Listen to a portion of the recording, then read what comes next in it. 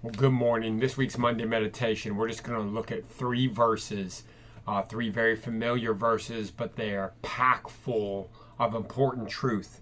And it is from 1 John chapter 2, verses 15 through 17. And I trust it'll be an encouragement and indeed a challenge to you as you begin your week.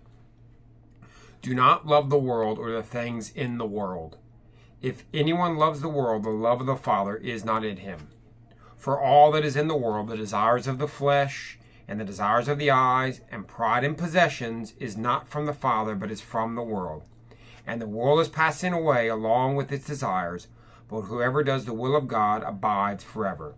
Quite simply, what these verses are telling us is they're telling us to make sure that our loves are properly ordered. In previous weeks in our Monday meditation, we looked at the great commandment to love one another. That is one of the distinguishing marks of a follower of Jesus, is our love for other believers. And here the contrast is made. While we should love other believers, we should not love the world. And of course, John is not talking about loving the world in the sense of wanting to reach people. I mean, John 3:16, for God so loved the world. But what John is talking about is the desires, the patterns, the thinking of the world.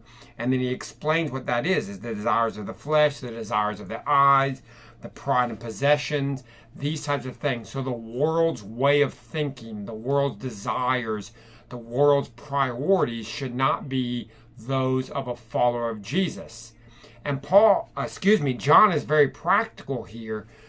One of the main reasons we should not love the world or the things of the world is because it's passing away. Rather, we should ground our loves in that which is permanent.